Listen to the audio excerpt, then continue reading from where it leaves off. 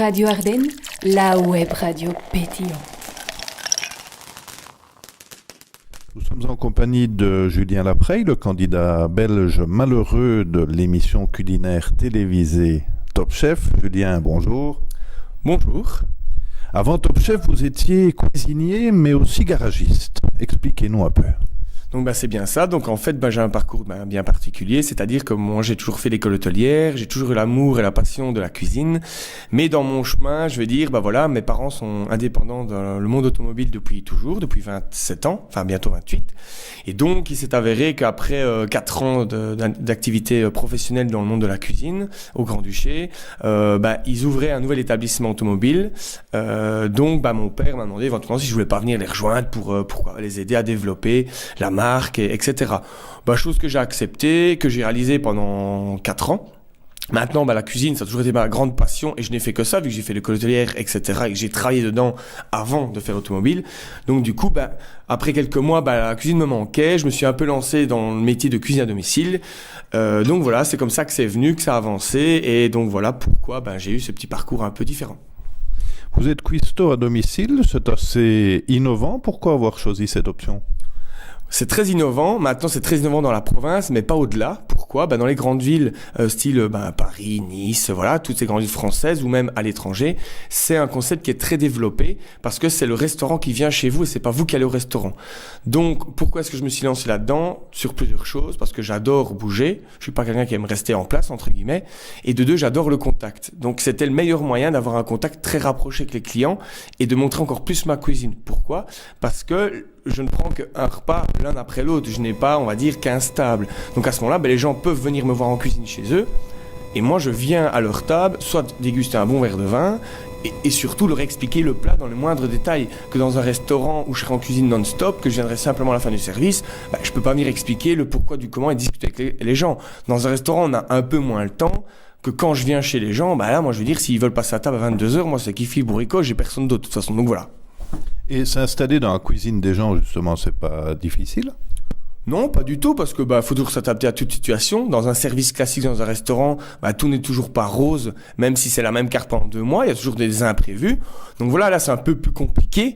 Maintenant ici, je prends quand même les devants maintenant, vu l'agenda qu'on a. Donc c'est que je demande d'avoir des photos de la cuisine ou une petite vidéo, chose que j'ai déjà eue, par rapport à déjà savoir si le menu qu'on a concocté ensemble est réalisable ou pas. Parce que s'il n'est pas réalisable, je m'adapte en fonction de la cuisine. Maintenant, généralement, tout le monde a ce qu'il faut. Et en ayant fait Top Chef, maintenant, on peut s'adapter à tout. Pas envie d'avoir votre propre resto ? Si, le projet est déjà lancé.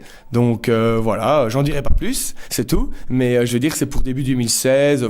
Dans les alentours de 2016, tout se va se faire. Maintenant, je veux dire, ça prend du temps. Parce que je veux vraiment pas me tromper sur le lieu, sur ce que je vais faire, vraiment sur tout. Donc c'est lancé, peu, mais c'est lancé maintenant. Votre notoriété a explosé avec l'émission Top Chef. Comment s'est décidée votre participation ? Elle s'est décidée dès le début de la première saison. Donc dès lors que j'ai vu la première saison de Top Chef avec Alexandre Dioniso, le concept de l'émission et du concours m'a plu directement, en sachant que moi j'ai toujours voulu faire de la télé. Donc je veux dire, directement ça a été une prise totale sur l'émission. Donc je me suis inscrit à la 2e saison, 3e, 4e, et c'est la 5e saison que je veux dire, tout a porté ses fruits, on va dire. Et quand vous dites vous avez toujours voulu faire de la télé, c'était de la télé-cuisine ou de la télé-télé ? De la télé-cuisine. Ma passion, c'est la cuisine, mais j'adore le côté télévisuel, parler, j'aime le contact avec les gens. La télé, c'est différent, mais j'aime, la caméra, entre guillemets, ne me fait pas peur. Donc, faire ma passion, le côté stressant du concours et de la télé, j'adore être stressé. Ça fait bizarre, mais c'est vrai. Donc, du coup, tout était réuni, et je me dis, c'est quelque chose de top, quoi. Donc, Top Chef, donc c'est un peu facile à dire. Donc, ça m'a pris tout de suite, et c'est pour ça que j'ai voulu le faire. Expliquez-nous dans les grandes lignes votre parcours dans Top Chef. Les grandes lignes de mon parcours, je veux dire, elles se sont faites de semaine en semaine à la télé. Maintenant, dans le contexte interne, c'est tous les jours non-stop. Donc il s'est très très très bien passé. Maintenant, comment ça s'est passé pour y arriver, on va dire, c'est une inscription par lettre. Après, c'est un CV, c'est une webcam à distance avec les casteurs de Paris. Puis c'est venir 2 fois à Paris et puis c'est bingo.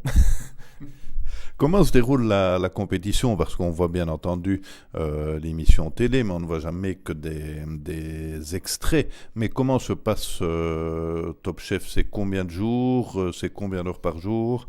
Ben, là, ici, pour donner une idée un peu comment ça se passe, c'est la question la plus récurrente qu'on me pose, je vais dire, même des gens quand ils me croisent. C'est voilà, on est tous arrivés le 13 juin. Le 13 juin, donc c'est la première année que c'est tourné en été. Pourquoi? Parce qu'ils ont voulu avoir une autre variété de légumes à proposer, d'autres plats. Et alors, bah, pour donner une idée, donc moi je suis parti après 9 semaines à la télé. Je suis resté jusqu'au 17 juillet. Donc voilà. Après moi, bah, tout s'est enchaîné en moins de 15 jours, tout s'est vraiment vite fait. Donc voilà, il faut savoir que c'est tourné tous les jours, que la première semaine c'était un peu plus cool, on a eu 4-5 jours d'épreuve, pas plus, mais qu'on a eu 2 jours de congé, mais qu'après tout directement s'est enchaîné, c'était tous les jours du lundi au dimanche, que des fois ça pouvait aller jusqu'à 4 épreuves par jour. Donc à la télé, vous voyez par lundi 3 épreuves, mais des fois on en faisait 4 sur la même journée, mais il y a des jours, en 2 jours on n'en faisait qu'une. Je prends l'exemple de Megève, le jour où je suis parti, on était en montagne, là ça nous a pris 2 jours, parce qu'il y a le transport, etc. Donc voilà, point de vue horaire, on est levé entre 5h30 et 6h30, 7h30 au matin, suivant si on part ou pas, ou si on reste en studio. Et des fois, ça peut arriver qu'on rentre à 2h au matin du tournage, comme on est déjà rentré à 20h. Ça dépend un peu, quoi. Mais c'est des journées hyper chargées, très dures, et c'est pour ça que souvent on voit des cernes. C'est pas parce qu'on sort la nuit, loin de là. Ça arrive, mais très peu. Mais c'est surtout parce qu'on est très très fatigué. Et moi, le jour de mon départ, je pense que ça s'est vu. Ok, j'ai peut-être pleuré beaucoup, de joie que j'ai pleuré, mais je veux dire, c'était parce que j'étais vraiment très très très très fatigué. Et justement, le fait de vivre 24 heures sur 24 pendant plus ou moins un mois avec les autres candidats, on crée des liens, de très bons liens, amis, ou de moins bons, ennemis. Comment s'est passée la cohabitation avec les autres? La cohabitation, ça s'est très très bien passé. Maintenant, comme dans toute vie de groupe, qu'on est plus que 2, on va dire, il y a toujours pas des frictions, mais des gens avec qui on s'entend mieux que d'autres. Ça a été le cas. Voilà, moi je prends le cas, je m'entends hyper bien maintenant avec Noémie, avec Pierre-Roger, avec Jean Edern, avec Marjorie. Voilà, c'est des personnes avec qui on a énormément de contacts. Les autres, il n'y a eu aucune friction, pas du tout. Maintenant, voilà, on avait plus d'affinité avec certains que d'autres. Steven et Jérémy, j'ai toujours des nouvelles, mais beaucoup moins fréquentes que